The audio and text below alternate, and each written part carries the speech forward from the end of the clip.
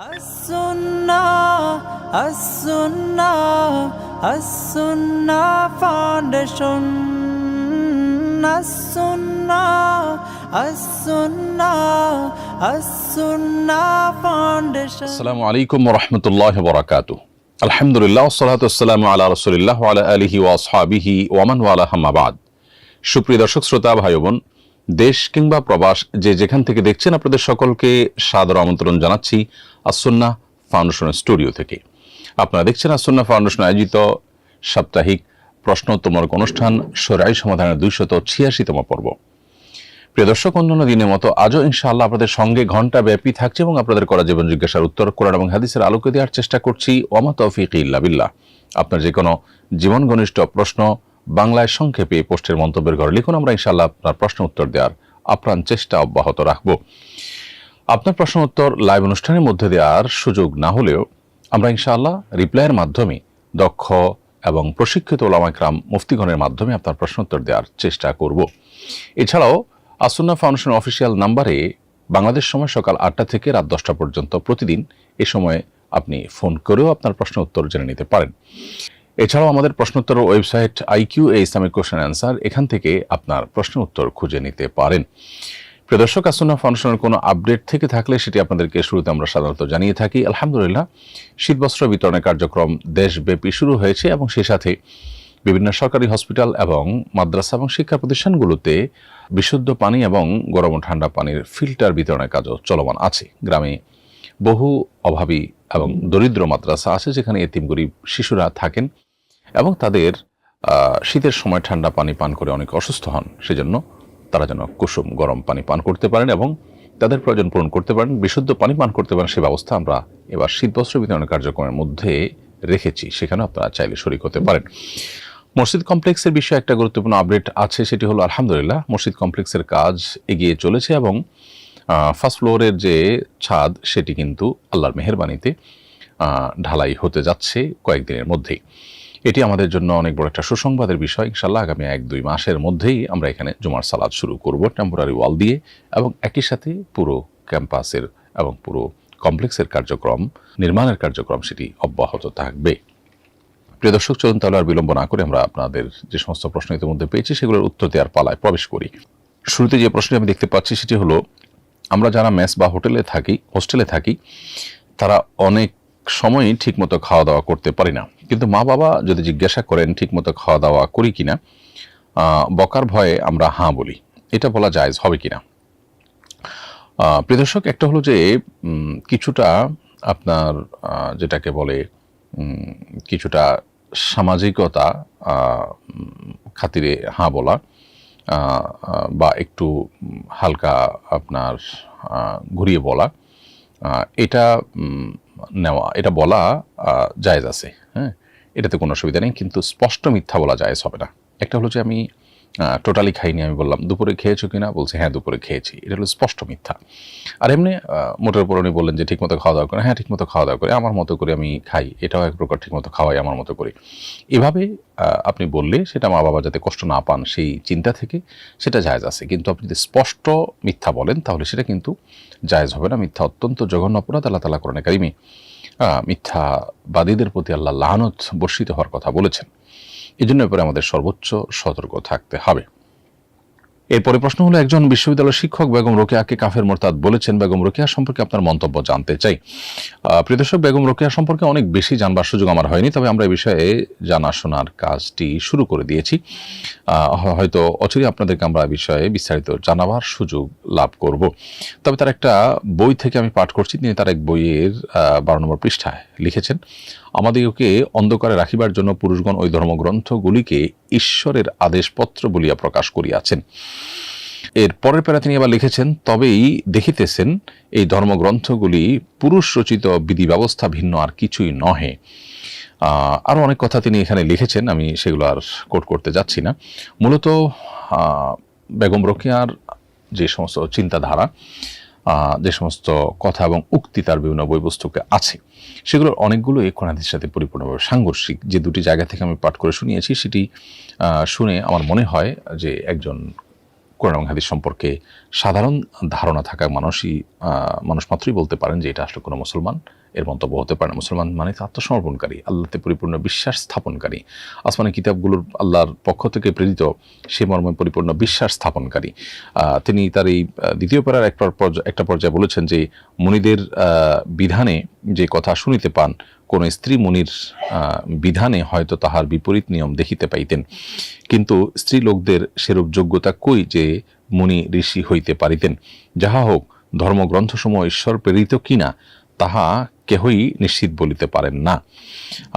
এই যে এই উক্তি আসলে আপনার ইমানের সাথে কখনো সঙ্গতিপূর্ণ হতে পারে না।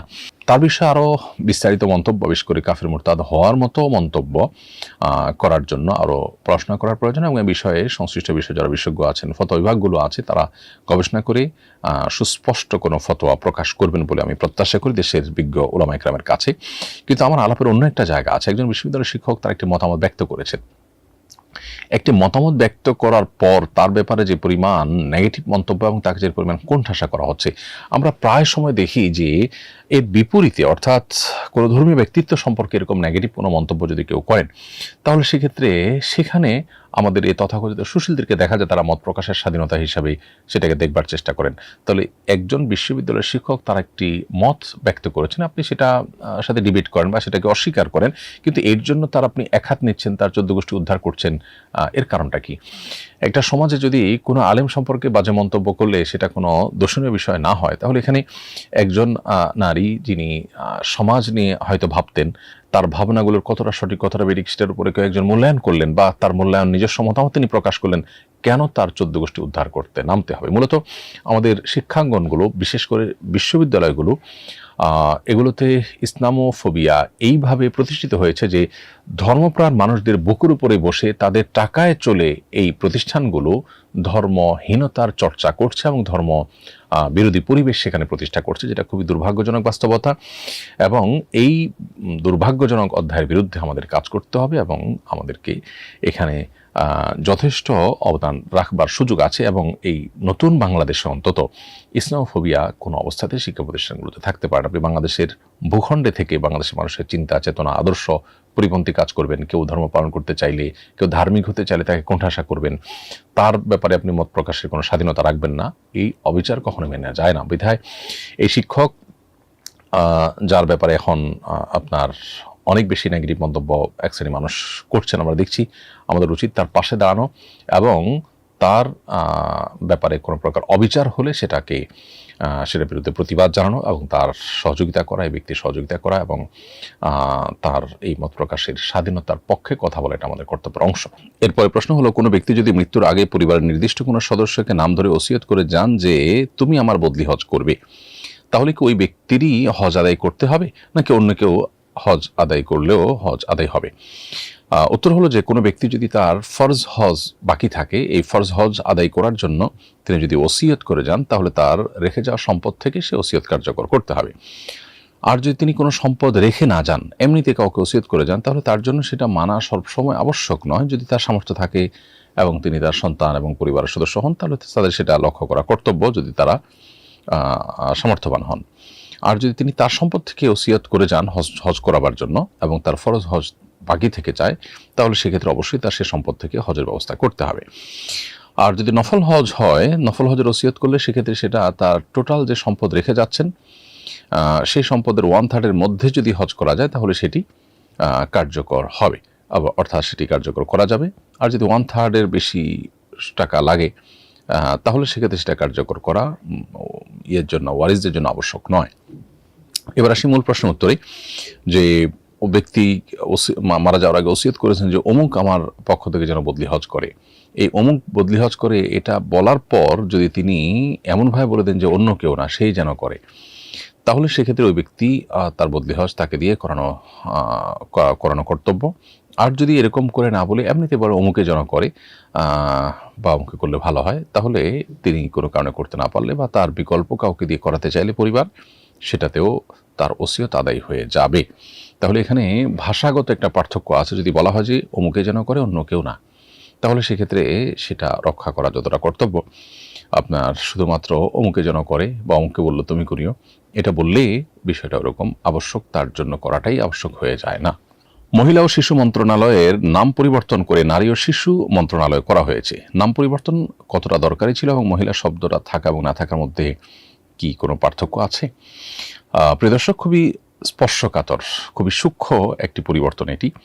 আমরা জানি এই সরকারের আমলে সবচাইতে বিতর্কিত যে কমিশন গঠন হয়েছে সেটা হলো যে এই নারী কমিশন। নারী সংস্কার কমিশনের দায়িত্বরত যারা ছিলেন এবং এই মন্ত্রণালয়ের দায়িত্বরত যিনি উপদেষ্টা আছেন, এ যাবৎ এই সরকারের যত বিতর্ক হয়েছে, বিতর্কিত কাজ ছিল, এর মধ্যে এটা ছিল সবচাইতে জোরালো বিতর্কের বিষয়। দুর্ভাগ্যজনক বাস্তবতা হলো তাদেরই একটি প্রস্তাবনাকে সরকার আমল নিয়েছে এবং সরকার প্রধান সেটিকে গুরুত্বের সাথে নিয়েছেন এবং মহিলা ও শিশু মন্ত্রণালয়, শিশু বিষয়ক মন্ত্রণালয়ের নাম পরিবর্তন করে নারী ও শিশু বিষয়ক মন্ত্রণালয় করা হয়েছে ইতিমধ্যে। প্রথম কথা হলো যে এই যে নারী এবং মহিলা এই শব্দের পরিবর্তনের মধ্যে তো অহেতুক খরচ আছে, জটিলতা আছে। এই খরচ এবং জটিলতা বাড়ানোর কোনো যৌক্তিকতা অবশ্যই থাকার কথা নয়। একটা দেশে যেখানে অনেক প্রয়োজনীয় কাজ আছে, যে কাজগুলো পূরণ করবার জন্য প্রয়োজনীয় অর্থ, তহবিল এগুলোর অভাব আছে, লোকবলের অভাব আছে, সেখানে আমরা রাজনৈতিক সরকার যখন থাকে তখন রাজনৈতিক ইস্যুতে নাম পরিবর্তনের কালচার জানি। বড় বড় স্থাপনা প্রতিষ্ঠানগুলোর নাম পরিবর্তন করার পেছনে প্রচুর পরিমাণ লোকবল, অর্থ ইত্যাদি ব্যয় করা হয়। এখন এই যে পরিবর্তনটা, এটাও এক ধরনের আদর্শিক চিন্তা থেকে পরিবর্তন। এই পরিবর্তনটা কোনো স্বাভাবিক পরিবর্তন নয়। মহিলা মানে হলো সম্ভ্রান্ত নারী বা ঘরে অবস্থানকারিণী, যিনি ঘর থেকে সবকিছু দেখভাল করেন। আল্লাহ তাআলা সৃষ্টি করেছেন নারী পুরুষ কেমনভাবে যে পুরুষ আসলে বাহিরে কাজ করার জন্য উপযোগী, তার শরীরের যে স্ট্রাকচারটা আপনি লক্ষ্য করলে দেখবেন আল্লাহ তাআলা সন্তান গর্ভে ধারণ করার শক্তি, সামর্থ্য, সুযোগ, ব্যবস্থাপনা রেখেছেন নারীর শরীরে, পুরুষের শরীরে আল্লাহ রাখেন নেই। অতএব বাহিরে কাজ করবেন, দৌড়ধূপ করবেন এবং এই যে দৌড়ঝাঁপ করতে গিয়ে তাকে যে সমস্ত স্ট্রাগলের মধ্য দিয়ে জীবন পার করতে হয়, সেখানে বাচ্চাকে দুধ পান করানো, বাচ্চাকে গর্ভে ধারণ করানো, এগুলো তার জন্য ডিফিকাল্ট। এই জন্য আল্লাহ তাআলা নারীকে সৃষ্টি করেছেন যে তিনি ভেতরের সাইডটাকে সামলাবেন এবং কোরআন স্পষ্টভাবে বলে দিয়েছে আজকের পৃথিবী নারী পুরুষকে একাকার করবার যে চেষ্টা করছে, এটা হলো প্রকৃতি বিরুদ্ধ একটি প্রচেষ্টা। এই প্রচেষ্টা যারাই করেছে তারাই তাদের সমাজ এবং পরিবার ব্যবস্থাপনা মুখ থুবড়ে পড়ে ব্যর্থতার চরম গ্লানিতে তারা আছেন। দুর্ভাগ্যজনক বাস্তবতা হলো তারা যে পথে হেঁটে ব্যর্থ হয়েছে, আমরা সেই পথে হাঁটা নতুন করে শুরু করেছি। আমাদের যারা যখন সরকারে আসে বা ক্ষমতায় আসে, তাদেরকে জনগণের সমস্ত ম্যান্ডেট আদৌ দেয় কিনা আমরা সেটি বোধহয় প্রত্যেকটা মানুষই জানি। জনগণের ম্যান্ডেট ছাড়া শুধুমাত্র পশ্চিমাদের খুশি করার জন্য তাদের আইডিওলজিগুলোকে এখানে আমদানি করবার একটা প্রচেষ্টা আমরা দেখতে পারি। এই মহিলা নয় নারী এই শব্দের মাইন্ড প্যাচের মধ্যে সে বিষয়টি স্পষ্টত রয়েছে। এখানে মহিলা শব্দের মধ্যে যেহেতু ঘরে অবস্থানকারিণী এবং মহল থেকে মহলে বা ঘরে যিনি থাকেন, ভেতর সাইডটা যিনি সামলান সে কথা রয়েছে। আল্লাহ তাকে ভেতর সাইড সামলানোর মতো করেই সৃষ্টি করেছেন। পাশাপাশি তিনি বাইরের সাইডে করতে পারেন, কিন্তু মূল স্ট্রাকচারটা আল্লাহ ওইভাবে তৈরি করেছেন। তো সেই চিন্তা থেকে বের হয়ে এসে নারী মানে সাধারণ অর্থে পুরুষের বিপরীত, তো পুরুষের বিপরীত লিঙ্গের মানুষ এস্টাবলিশ করার জন্য এটি করা হয়েছে। এছাড়া যারা আজকাল নিজেদের লৈঙ্গিক পরিচয়কে যারা পরিবর্তন করার চেষ্টা করে, সেই ট্রান্সজেন্ডার যারা পশ্চিমা পৃথিবীতে পর্যন্ত ধিকৃত, খোদ আমেরিকাতে পর্যন্ত ধিকৃত এবং এটা রীতিমতো কঠোরভাবে এটাকে বন্ধ করা হচ্ছে, সেটা আমাদের দেশে আমরা আমদানি করছি নতুন করে। দুর্ভাগ্যজনক আরেকটি বিষয়, সেই ট্রান্সজেন্ডারদেরকে সমাজের মূল ধারাতে ইনক্লুড করবার জন্য মূলত এই মহিলা শব্দকে পরিবর্তন করে নারী শব্দ ঢুকানো হচ্ছে। কারণ মহিলা এই শব্দের মধ্যে যেসব দিকগুলো আছে এগুলো ট্রান্সজেন্ডারদের মধ্যে নাই। অতএব লিঙ্গের মধ্যে মহিলা আর পুরুষ এই দুইটাই যদি রাখা হয় তাহলে সেক্ষেত্রে তারা এই দুইটার কোনো একটাতে ইনক্লুড হয় না। এবং ইনক্লুড না হওয়ার কারণে যেটি হয় যে এই যে ট্রান্সজেন্ডারের যে ফিতনা, এই ফিতনার কারণে একজন ছেলে মেয়ে হয়ে যাওয়া, একজন মেয়ে ছেলে হয়ে যাওয়ার যে প্রকৃতি বিরুদ্ধ একটি প্রচেষ্টা পশ্চিমা পৃথিবীর অভিভাবকরা রাস্তা নেমেছেন। পৃথিবীর বড় বড় উদ্যোক্তারা তারা তাদের পরিবারের সদস্যরা যখন এরকম পথে পা বাড়িয়েছেন, তারা চোখের পানি ফেলেছেন, গোটা বিশ্বের মানুষের কাছে তাদের মনের ব্যথার কথা প্রকাশ করেছেন। তো সেই বিষয়টাকে আমাদের দেশে এস্টাবলিশ করার জন্য এই মহিলা ও শিশু বিষয়ক মন্ত্রণালয়ের নাম পরিবর্তন করে নারী ও শিশু বিষয়ক মন্ত্রণালয়ের নামকরণ করা হয়েছে। কারণ নারী বলতে আপনার মূল নারী, অরিজিনাল নারী, আবার ট্রান্সজেন্ডার নারী, এই দুই নারীকে নারী হিসাবে ইনক্লুড করে মূলত তাদেরকে এখানে যেন জায়গা করে দেওয়া হয়, সেই দুর্বিসন্ধি থেকে এই নামটাকে পরিবর্তন করা হয়েছে। প্রগতিশীলরা মনে করছেন যে এর মধ্যে দিয়ে তারা সমতা বিধান করছেন, এর মধ্যে দিয়ে সমাজকে ইনক্লুসিভ তারা করছেন। মূলত এরকম ইনক্লুসিভ যদি বলেন আপনি, সমাজের মূলধারা বহু মানুষ আছে যাদেরকে আপনারা সমাজ থেকে বিচ্ছিন্ন করে রাখছেন। আলেমুল আমাদেরকে সমাজের মূলধারার মধ্যে আপনারা গণেনই না, তাদেরকে কখনো কোনো গুরুত্বপূর্ণ বিষয়ে মানুষই মনে করেন না। সেখানে আপনারা এই ট্রান্সজেন্ডার বিকৃত চিন্তার মানুষগুলোকে ইনক্লুসিভ করার জন্য এতটা মরিয়া হয়েছেন, মূলত সমকামিতাকে প্রতিষ্ঠা করবার জন্য। অতএব এই শব্দের মায়ের পেছার পিছনে আদর্শিক একটি আক্রমণের ব্যাপার আছে, যেটা এই দেশ এবং জাতির বিরুদ্ধে আক্রমণ করা হচ্ছে। দুর্ভাগ্যজনক বাস্তবতা, সেটি আমাদের দেশে বিভিন্ন সময় হয়ে থাকে। জনগণকে এ ব্যাপারে সোচ্চার হতে হবে এবং সচেতন হতে হবে। যদিও এ নামের পরিবর্তনের তেমন আহামরি কিছু আসে যায় না, কিন্তু দুর্বিসন্ধিমূলকভাবে নামের পরিবর্তন এটা অবশ্যই অগ্রহণযোগ্য, এবং এটি হলো মানুষের উপরে চাপিয়ে দেওয়া, আদর্শিক চিন্তাধারাকে চাপিয়ে দেওয়ার নামান্তর। এরপরে প্রশ্ন হলো, স্বপ্নে দেখা কোনো ঘটনা বারবার বাস্তব জীবনের সাথে কিছুটা হলেও মিলে যাওয়া কি স্বাভাবিক? স্বপ্ন সম্পর্কে ইসলামের ভাষ্য কি? স্বপ্নে কি আমাদের জন্য কোনো বার্তা রয়েছে? এ বিষয়ে সহিহ মুসলিমে আবু হুরায়রা রাদিয়াল্লাহু আনহু থেকে বর্ণিত একটি হাদিস রয়েছে। নবী সাল্লাল্লাহু আলাইহি ওয়াসাল্লাম বলেছেন, ঈমানদারের সত্য স্বপ্নগুলো হলো নবী সাল্লাল্লাহু আলাইহি ওয়াসাল্লামের যে ওহী, এই ওহীর ৪৫ ভাগের এক ভাগ। ওহীর ৪৫ ভাগের এক ভাগ হলো ঈমানদারের সত্য স্বপ্ন, অর্থাৎ সত্য স্বপ্নের মাধ্যমে আল্লাহ তাআলা অনেক বার্তা দিয়ে থাকেন। ওহীর মাধ্যমে যেভাবে বার্তা দিতেন, তবে ওহীর সাথে এটা পার্থক্য আসমান এবং জমিন পার্থক্য। ওহীর মাধ্যমে যেটা সাব্যস্ত হয়, স্বপ্নের মাধ্যমে কোনো কিছু করণীয় বা বর্জনীয় আবশ্যকীয়তার কোনো বিধিবিধান এগুলো কখনো সাব্যস্ত করা যায় না। একই হাদিসে নবী সাল্লাল্লাহু আলাইহি ওয়াসাল্লাম বলেছেন, স্বপ্ন ৩ প্রকার। এক প্রকার স্বপ্ন হলো সুসংবাদমূলক, যেগুলো থেকে বান্দা ভালো কোনো কিছুর ইন্ডিকেট পায়, সুসংবাদের কোনো ইঙ্গিত পায়, সেগুলো আল্লাহর তরফ থেকে। আর কিছু স্বপ্ন আছে যে স্বপ্নগুলো হলো রুইয়া তাহজিন, এটা বিনা শয়তান, যে স্বপ্নগুলো মানুষকে ভড়কে দেয়, পরেশান করে দেয়, অস্থির করে দেয়, এগুলো শয়তান থেকে হয়, শয়তান মানুষকে এরকমটি করে থাকে। তৃতীয়ত হলো ওই স্বপ্ন, যে স্বপ্ন মানুষের মনের মধ্যে উদ্রেক হয়, নানান চিন্তা মানুষের মনের মধ্যে সৃষ্টি হয়। মানুষ যখন যেটা ভাবে, চিন্তা করে, কল্পনা করে, সেটাই মানুষ স্বপ্নে দেখে। এটা হলো জল্পনা কল্পনার কারণে, যেটা বাস্তব জীবনে বা জাগ্রত অবস্থাতে চিন্তা ভাবনা বেশি করেন, ঘুমালে সেটা নিয়ে দেখেন। এটা হলো আরেক প্রকার স্বপ্ন। এটাও বিশেষ কোনো ব্যাখ্যা বা আপনার অনেক কোনো ইঙ্গিতবাহী কোনো বিষয় না।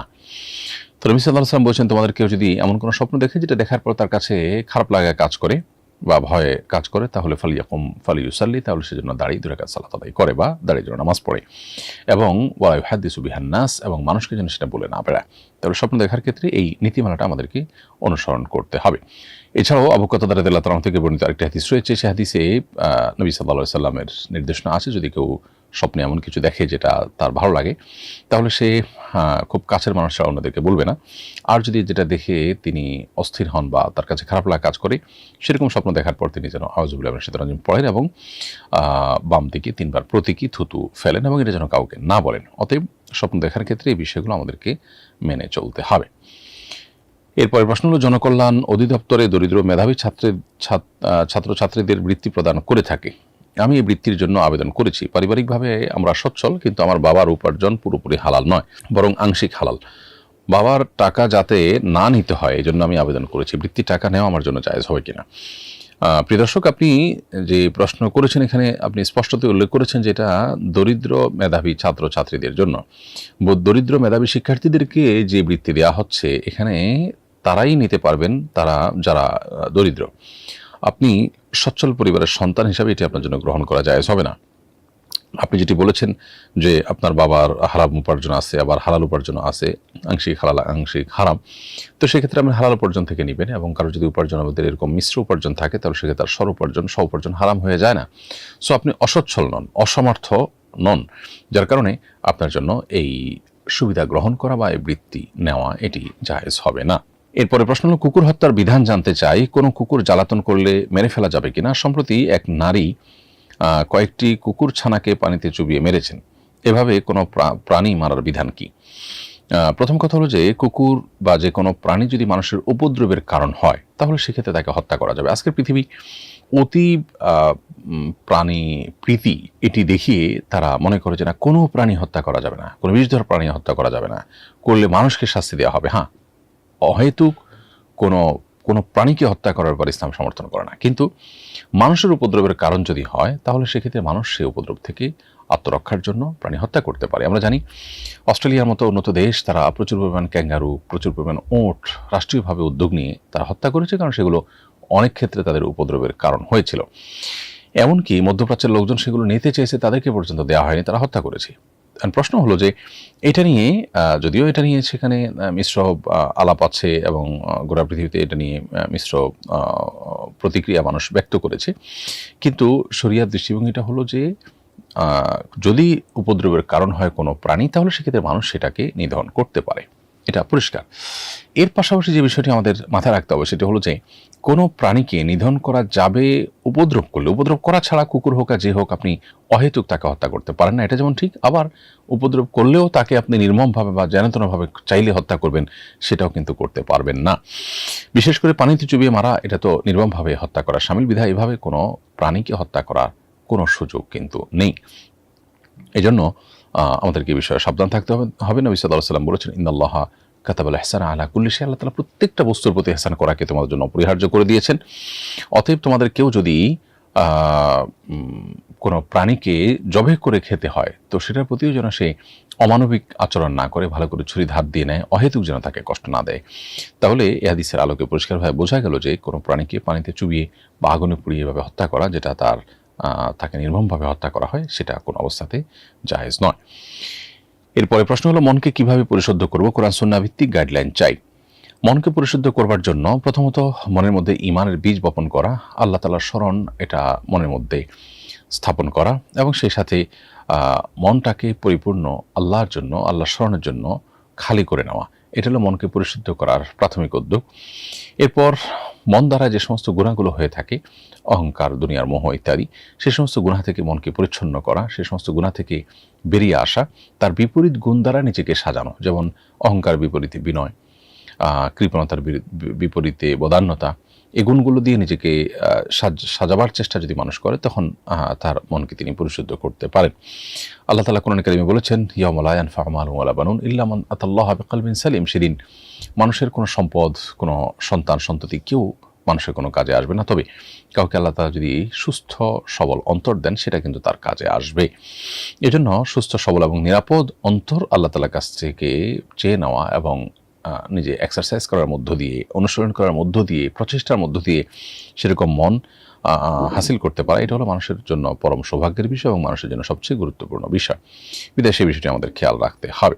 সেই সাথে আল্লাহ তাআলার কাছে দোয়াও করবেন, আল্লাহুম্মা আতি নাফসি তাকওয়াহা ওয়া যাক্কিহা ওয়া আনতা খায়রু মান যাক্কাহা। নবীজি দোয়া করতেন, আল্লাহুম্মা আতি নাফসি তাকওয়াহা, হে আল্লাহ আপনি আমার অন্তরে তাকওয়া দান করুন, ওয়া যাক্কিহা, আমার অন্তরকে আপনি পরিশুদ্ধ করে দিন, ওয়া আনতা খায়রু মান যাক্কাহা, আপনি সর্বোত্তম পরিশুদ্ধকারী অন্তরের।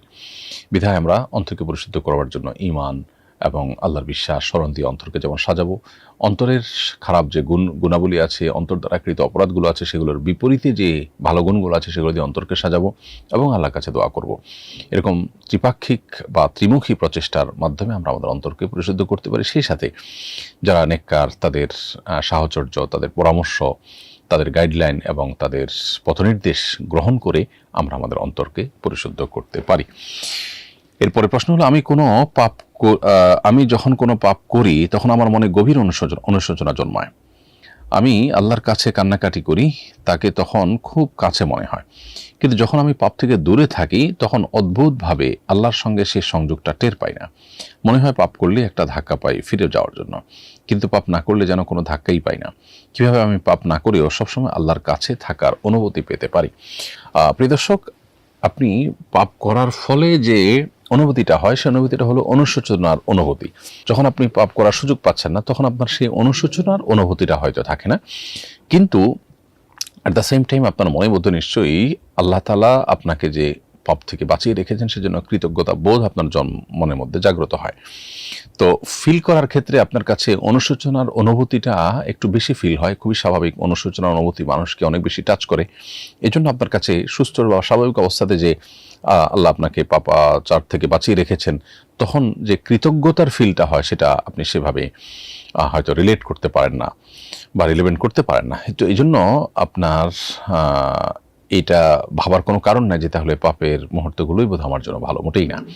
পাপ করার পর আপনার অনুশোচনা হলো ভালো কথা, কিন্তু আল্লাহ তাআলার কাছ থেকে ক্ষমা পেয়েছেন তার গ্যারান্টি তো নেই। এজন্য পাপাচার থেকে আপনি বেঁচে থাকবেন, তাতে আপনার ফিল যাই হোক না কেন, বেঁচে থাকাটাই আপনার চেষ্টা করাটাই আপনার কর্তব্যের অংশ, সেটা আপনি করবেন। এবং ভালো ফিল হোক আর খারাপ ফিল হোক, আপনি আপনার চেষ্টা অব্যাহত রাখবেন। এবং সাধারণ অবস্থাতে যখন পাপাচার হচ্ছে না, তখন আল্লাহ তাআলাকে বেশি বেশি শুকরিয়া জানাবেন যে আল্লাহ, আমি আপনার কৃতজ্ঞতা আদায় করছি। ইচ্ছাকৃতভাবে মুখে যখন আলহামদুলিল্লাহ বলবেন, আল্লাহ শুকরিয়া জানাতে থাকবেন, ইনশাআল্লাহ দেখবেন আপনার মধ্যে কৃতজ্ঞতার এই ফিলটা আপনাকে তৃপ্তি দিবে, যেমনিভাবে পাপাচারের পর অনুশোচনার ফিলটা আপনাকে তৃপ্তি দেয়। গত কয়েকদিন আগে রাজধানী মোহাম্মদপুরে গৃহকর্মীর হাতে মা ও মেয়ে খুনের নৃশংস ঘটনাটি আমাদের আতঙ্কিত করে তুলেছে।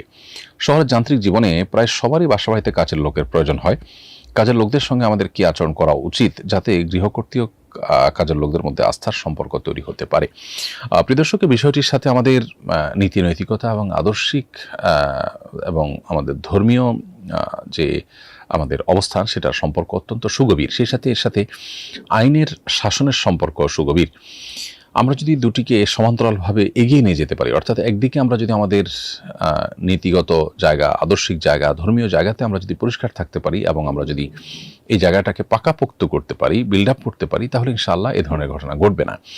অনেক সময় দেখা যায় যে গৃহকর্তারা গৃহকর্মীদের প্রতি অবিচার করেন, জুলুম করেন, এবং সেটার প্রতিকার স্বরূপ দেয়ালে পিঠ থেকে গেলে অনেক সময় তারা এ ধরনের অন্যায়, এ ধরনের অপরাধে জড়িয়ে পড়েন। আবার অনেক সময় গৃহকর্মীরা তারাও দেখা যায় তাদের সীমা লঙ্ঘন করেন, তারাও দেখা যায় যে অনাচার করেন, এবং ফলশ্রুতিতে এমন পরিবেশ তৈরি হয় যে আসলে একে অন্যের প্রতি জুলুম করতে বাধ্য হন। যদিও বেশিরভাগ ক্ষেত্রে গৃহকর্তা ও গৃহকর্তীদেরই ত্রুটি থাকে, কিন্তু অনেক ক্ষেত্রে গৃহকর্মীদেরও ত্রুটি কিন্তু থাকে। তো এই ত্রুটিগুলো সবগুলো কিন্তু নীতিগত ত্রুটি, এগুলো কিন্তু নৈতিক সমস্যা। একজন মানুষ যখন নীতিবান হন, আল্লাহভীরু হন, একজন মানুষ যখন প্রকৃত অর্থে ধার্মিক হন, তখন কিন্তু তার মধ্যে এই সমস্যাগুলো থাকে না। এজন্য দিনের সঠিক চর্চা যদি সমাজে সর্বত্র বাড়ানো যায় এবং আমরা সবাই যদি ভালো মুসলিম হয়ে যেতে পারি, তাহলে কিন্তু সমস্যা সমাধান অনেকখানি হয়ে যাবে। পাশাপাশি আরেকটি বিষয় গুরুত্বপূর্ণ, সেটা হলো যে আইনের শাসন। পৃথিবীর অনেক উন্নত দেশ আছে যে উন্নত দেশগুলোতে কেউ কারোর গায়ে হাত তুলতে সাহস পায় না। এর অন্যতম বড় কারণ হলো তারা জানেন যে এখানে কেউ অন্যায় করে পার পাবে না। অতএব আইনের শাসনটা যদি আমরা প্রতিষ্ঠিত করতে পারি, তাহলে এই ধরনের ভয়াবহ আপনার নৃশংস হত্যাকাণ্ড বা অপরাধ সংগঠন করবার আগে মানুষকে 10 বার ভাবতে হবে। তো এই বিষয়ে একে তো আইনের শাসন নেই, দ্বিতীয়ত অ্যাওয়ারনেস নেই, তৃতীয়ত আমাদের নৈতিক শিক্ষা এবং নৈতিকতার চর্চা, এটাকে আমরা অ্যাপ্রিসিয়েট করছি না সমাজ এবং রাষ্ট্র থেকে, যার ফলশ্রুতিতে আমাদের অধঃপতন দিন দিন চরমে পৌঁছাচ্ছে। না আমরা ভালো মুসলিম হতে পারছি, না আমরা নিরাপদ জীবনযাপন করতে পারছি। যারা এভাবে খুনের শিকার হয়েছেন, আমরা তাদের জন্য দোয়া করি, আল্লাহ তাদেরকে মাগফিরাত নসিব করুন, পরিবারকে শোক সন্তপ্ত পরিবারকে সান্ত্বনা নসিব করুন, এবং যিনি অপরাধ সংগঠন করেছেন তার ন্যায্য বিচার নিশ্চিত হোক, সেটি আমরা চাই। এবং সেই সাথে আমাদের গৃহকর্মীদের প্রতিও আমাদের মানবিক আচরণ করা, তাদেরকে পরিবার সদস্যের মতো বানিয়ে নেওয়া, এবং যাতে করে তারা আমাদের জন্য জীবন দিতে প্রস্তুত থাকে সেরকম করে নেওয়া অবশ্য কর্তব্য। অনেক মানুষ আছেন, অনেক পরিবার আছেন, তারা সেই কাজটি করে। আমি এখানে নিহত পরিবারকে দোষারোপ করছি না, কারণ এখানে আসলে নিহত পরিবারের আদৌ কোনো দায় আছে কিনা সেটা পরিষ্কার না। আমি জেনারেল কথা বলেছি, এবং এখানে গৃহকর্মীরই পরিপূর্ণ দোষ থাকতেও পারে। পুরো বিষয়টা যথাযথ বিচারিক প্রক্রিয়ার মধ্য দিয়ে প্রকাশ হোক, সেটা আমরা চাই, এবং এ ধরনের আর কোনো নৃশংস একটি ঘটনাও না ঘটুক, আমরা সেটি চাই। আল্লাহ তাআলা আমাদের সবাইকে সেরকম নিরাপদ জীবনযাপন করার তৌফিক দান করুন, এবং আমাদের আসন্না ফাউন্ডেশন থেকে আমরা ইনশাআল্লাহ গৃহকর্মীদের জন্য কাজ করা শুরু করব। তাদের জীবন মান উন্নয়ন, তাদের অ্যাওয়ারনেস বাড়ানো, তাদের সচেতনতা সৃষ্টি করা, বৃদ্ধি করা, এগুলোর জন্য আমরা ইনশাআল্লাহ হয়তো একসময় কাজ করব। এরপরে প্রশ্ন হলো, আমার স্বামী ইসলাম ধর্ম ত্যাগ করেছিল, পরে আমাকে এক তালাক দেয়। কয়েক মাস পর সে তার ভুল বুঝতে পেরে পুনরায় ইসলাম গ্রহণ করেছে। এখন কি আমরা পুনরায় বিয়ে করে সংসার করতে পারবো? প্রিয় বোন আমার, আপনার এই প্রশ্ন উত্তর হলো যে আপনার স্বামী যিনি ইসলাম ত্যাগ করেছেন, নাউজুবিল্লাহ, তিনি আবার ইসলামে যেহেতু ফিরে এসেছেন, এখন আপনারা যেহেতু একটা তালাক দিয়েছেন আপনি বলেছেন, তাহলে সেক্ষেত্রে এখন আপনারা নতুন করে বিয়ের মাধ্যমে সংসার করতে পারেন। যদি আপনাদের বিচ্ছেদের পরে তিনি তার ধর্মত্যাগের পরে তিনি যদি তালাক দিয়ে থাকেন, তাহলে সে তালাকের কোনো ভ্যালুই হয়নি, বরং আপনারা ধর্মত্যাগের মধ্য দিয়ে আপনাদের মধ্যে যে বিচ্ছেদ ঘটেছে সেটা নতুন করে বিবাহ বন্ধনে আবদ্ধ হওয়ার মধ্য দিয়ে আবার জোড়া লাগবে, এবং একসাথে আপনারা সংসার করতে পারবেন। আর যদি স্বামী স্ত্রী থাকাকালীন সময়, অর্থাৎ তার ধর্মত্যাগের আগে এক তালাক দিয়ে থাকে, তাহলে সেক্ষেত্রে সেটা তো একটা তালাক গণ্য হবে। আর এখনও আপনারা নতুন করে সংসার করবার সুযোগ আছে, যেহেতু 3 তালাক হয়নি। আর যেটা আপনি লিখেছেন পরে আপনাকে তালাক দিয়েছে, তার মানে ইসলাম ত্যাগের পরে তালাক দিয়ে, ইসলাম ত্যাগ করলে সম্পর্ক এমনিতেই ছিন্ন হয়ে যায়।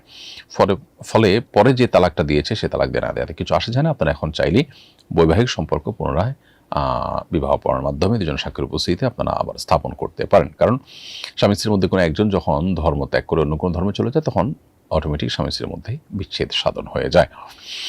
বর্তমান সামাজিক প্রেক্ষাপট বিবেচনায় জেনজিদের কিভাবে দিনের পথে ধাবিত করা যায়, আপনি এই প্রজন্মকে কি পরামর্শ দিবেন? এই প্রশ্ন উত্তর হলো যে বর্তমান সামাজিক প্রেক্ষাপটের বিবেচনায় যারা আমাদের তরুণ আছে, সেই তরুণ প্রজন্মকে দিনের পথে ধাবিত করতে হলে দিনের সৌন্দর্যকে তাদের সামনে তুলে ধরতে হবে এবং দিন পালনের জন্য উপযোগী পরিবেশ তাদের জন্য আমাদের ব্যবস্থা করতে হবে। দুর্ভাগ্যজনক বাস্তবতা, আমাদের শিক্ষা প্রতিষ্ঠানগুলোতে, বিশেষ করে উচ্চতর শিক্ষা প্রতিষ্ঠানগুলোতে আরও বেশি আমরা দেখি ইসলামোফোবিয়া ব্যাপকভাবে সেগুলোতে আছে এবং ইসলামোফোব এই সমস্ত প্রতিষ্ঠানগুলোর কারণে আমাদের শিক্ষার্থীরা দিনের পথে চলাটা অনেকটা কঠিন হচ্ছে তাদের জন্য। অতএব সেই পরিবেশটাকে আমাদের পরিবর্তন করবার জন্য চেষ্টা করতে হবে। এটি আমাদের দায়িত্বশীলতার জায়গা এবং সেই সাথে তাদের সামনে মহানবী মুহাম্মদ সাল্লাল্লাহু আলাইহি ওয়াসাল্লাম, সাহাবা ইকরাম সহ জীবন বাজি রেখে আল্লাহর দ্বীনকে সমুন্নত রাখা, নিজের আদর্শের জন্য লড়াই করা মানুষগুলোর জীবনকে তাদের সামনে আমাদের তুলে ধরতে হবে। ইনশাআল্লাহ সেটি তাদেরকে নতুন করে ঘুরে দাঁড়াতে এবং দিনী চেতনা ধারণ করতে সাহায্য করবে। এর জন্য অবশ্য পরিবার, রাষ্ট্র, আমাদের সমাজ, প্রত্যেকটা সেক্টরের কিন্তু আলাদা আলাদা দায়িত্ব রয়েছে। সবাই যার যার দায়িত্ব পালন করলে ইনশাআল্লাহ সমাজটা বদলে যাবে। এরপরে প্রশ্ন হলো, রাজনৈতিক দলগুলোর নির্বাচন পূর্ব ইশতেহারের তোড়জোড় চলছে, কি ধরনের প্রতিশ্রুতি কামনা করেন একজন নাগরিক হিসেবে? বিভিন্ন রাজনৈতিক দলগুলো তাদের নির্বাচনী ইশতেহার প্রকাশের কাজ শুরু করে দিয়েছেন এবং নির্বাচন পূর্ব ইশতেহার প্রস্তুত এবং প্রকাশের এই সময়টাতে আমি দেশের একজন নাগরিক হিসাবে আশা করি যে দেশের মানুষের ধর্মীয় মূল্যবোধ, যেটাকে আজ অনেক বছর যাবৎ নানাভাবে চেপে রাখার চেষ্টা করা হয়েছে, এটাকে কোণঠাসা করে রাখার চেষ্টা করা হয়েছে, যার ফলে জাতি হিসাবে আমরা ক্ষতিগ্রস্ত হয়েছি। দুর্নীতিসহ নানা অনিয়ম আমাদের সমাজে জেঁকে বসেছে। অতএব রাষ্ট্রের প্রত্যেকটা স্তরে ধর্মীয় মূল্যবোধকে সর্বোচ্চ গুরুত্ব দেওয়ার ব্যাপারে প্রতিশ্রুতি রাজনৈতিক দলগুলো যেন দেন, সেটি আমি প্রত্যাশা করি। এবং সেই সাথে একটি রাষ্ট্র তার যে আইডিওলজিক্যাল দিকটা, সেটা স্পষ্ট হতে হয়, পরিষ্কার হতে হয়। এদেশের নাগরিকেরা যা চান সেটাকে রাজনীতিবিদরা করেন, সেটা কি দেশে তথাকথিত সুশীল সমাজ করেন, নাকি তারা কোনো কিছু আরোপ করতে চেষ্টা করেন? এই বিষয়টি পরিষ্কার হওয়া দরকার নির্বাচনী ইশতেহারের মাধ্যমে। জনগণ চান সেটি তারা পরিষ্কার করা দরকার, বা তাদের যা অবস্থান সেটা তারা ক্লিয়ার করা দরকার। অবস্থান যদি অস্পষ্ট রাখা হয় তাহলে মানুষ প্রতারিত হয়, ধোঁকা খায় এবং এই প্রতারিত হওয়ার বিষয়টি দীর্ঘদিন পর্যন্ত চলে আসছে নানাভাবে। এই জন্য আমি আশা করব সকল রাজনৈতিক দলগুলো তাদের আইডিওলজিক্যাল অবস্থানটাকে ক্লিয়ার করবেন, স্পষ্ট করবেন তারা আসলে কী চান। দেশের সংখ্যাগরিষ্ঠ মানুষ প্রচণ্ড ধার্মিক, সেটা হিন্দু হোক, খ্রিস্টান হোক, মুসলিম হোক, বৌদ্ধ হোক, সবাই। ফলে দেশের মানুষের চিন্তা চেতনার, তাদের প্রত্যাশার প্রতিফলন যেন নির্বাচনী ইশতেহারে ঘটে, সেটি আমাদের প্রত্যাশা। সেই সাথে আমাদের দেশে যত অনিয়ম আছে, যত দুর্নীতি আছে, বিশেষ করে দুর্নীতির বিরুদ্ধে এবং অপশাসনের বিরুদ্ধে জিরো টলারেন্সে যাওয়ার ব্যাপারে নির্বাচনী ইশতেহারে কথা আসা দরকার। আমাদের এই দেশটিতে আমরা জানি সবচেয়ে বড় সমস্যার জায়গা হলো এই জায়গাটা, অর্থাৎ দুর্নীতি, এটি আমাদেরকে পিছিয়ে রেখেছে। অনিয়ম, এটা আমাদেরকে পিছিয়ে রেখেছে। অপশাসন, আইনের বিচার না থাকা এবং আইনকে তার আপন গতিতে চলতে না দেওয়া, এটি আমাদের সবচেয়ে দুর্ভাগ্যজনক পিছিয়ে থাকার অন্যতম কারণ। অতএব এই দুইটা জায়গা, অর্থাৎ দুর্নীতিতে জিরো টলারেন্স এবং এমন সিস্টেম ডেভেলপ করা যে দুর্নীতির পথগুলি রুদ্ধ হয়ে যায় এবং কঠোর শাস্তি নিশ্চিত করা, আইনের শাসন নিশ্চিত করা যে কোনো অপরাধ করলে, এই দুটি বিষয়কে নির্বাচনী ইশতেহারে তারা আনবেন এবং সেটিকে বাস্তবায়ন করবেন, সেটি আমাদের প্রত্যাশা দেশের নাগরিক হিসাবে। গরিব, অসহায় এবং যে সমস্ত আপনার প্রান্তিক জনগোষ্ঠী আছে, তাদের অধিকারগুলো যেন অত্যন্ত বলিষ্ঠভাবে আদায় করা হয় এবং সেগুলো যেন ইশতেহারে উঠে আসে এবং বাস্তবায়ন করা হয়। এগুলো যেন মুখরোচক কোনো বুলির মধ্যে শুধু সীমাবদ্ধ না থাকে, সেটি নিশ্চিত করতে হবে। সেই সাথে মাদ্রাসা শিক্ষার্থীদেরকে, ইমাম সাহেবদেরকে, মসজিদের মুয়াজ্জিনদেরকে এবং অন্যান্য উপাসনার ব্যক্তিবর্গকে সমাজের মূলধারার সাথে ইনক্লুড করে তাদেরকে সমাজের উন্নয়নে ভূমিকা রাখবার সুযোগ করে দিতে হবে। তা নাহলে একটা দেশ, একটা রাষ্ট্র কখনো এগিয়ে যেতে পারে না। মাদক, জুয়া, পর্নোগ্রাফি, যৌন অপরাধ এবং ডিজিটাল যে সমস্ত অপরাধ হয়ে থাকে, গুনাহ হয়ে থাকে, সেগুলোর পথ বন্ধ করতে হবে। পশ্চিমা যে আইডিওলজিকে, বিশেষ করে কৃষ্টি কালচারকে, পশ্চিমা যে সংস্কৃতিকে, সেটাকে আমদানি করবার যে একটা চেষ্টা চলছে, এটা বন্ধ করতে হবে এবং এটা বন্ধের পরে পরিষ্কার নির্বাচনী ইশতেহার থাকা উচিত বলে আমি মনে করি। আমি আশা করি, প্রত্যাশা করি যে রাজনৈতিক দলগুলো জনগণের প্রত্যাশা পূরণ করতে সার্থক হবেন, সক্ষম হবেন এবং মানুষকে নতুন করে আশা দেখাবেন। প্রত্যেকটা মানুষ কিন্তু দেশে অনেকখানি হতাশ রাজনৈতিক দলগুলোর আচার আচরণ, তাদের প্রতিশ্রুতি এবং বাস্তবায়নের ব্যাপারে। আমি আশা করব যে নতুন বাংলাদেশে সেটির অবসান ঘটবে। যারাই আসবেন তারা সেটি লক্ষ্য করবেন। আল্লাহ তাআলা তাদেরকে সেই তৌফিক দান করুন। আমরা মনে প্রাণে তাদের সবার প্রতি সেই আশাবাদ ব্যক্ত করছি এবং আল্লাহর কাছে সে দোয়াও করছি। প্রিয় দর্শক, দেখতে দেখতে আমরা অনুষ্ঠান একেবারে ঠিক মাঝামাঝি পর্যায়ে এসে পৌঁছেছি। সময় হয়েছে একটি বিরতিতে যাওয়ার। বিরতির পর আবারও ফিরে আসবো ইনশাআল্লাহ। আমাদের সঙ্গেই থাকবেন। ব্যক্তি স্বাবলম্বী না হলে পরিবার এগোবে না, পরিবার না এগোলে সমাজ এগোবে না, সমাজ না এগোলে রাষ্ট্র থমকে দাঁড়াবে। তাই ব্যক্তিকে স্বাবলম্বী করে তুলতে আস সুন্নাহ ফাউন্ডেশন স্বাবলম্বীকরণ প্রকল্প হাতে নিয়েছে কয়েক বছর আগে। এই প্রকল্পের আওতায় শুধু 2024 সালেই 2052 জনকে 30,000 টাকা মূল্যের স্বাবলম্বী উপকরণ দেওয়ার পর বেশিরভাগই ঘুরে দাঁড়িয়েছে। 2025 সালে দক্ষ দরিদ্র জনগোষ্ঠীকে 50,000 থেকে 3 লক্ষ টাকা মূলধন উপকরণ দেওয়ার কার্যক্রম ইতোমধ্যেই শুরু হয়েছে। অসহায় এই সব মানুষের ঘুরে দাঁড়ানোর গল্পে আপনিও অংশীদার হন।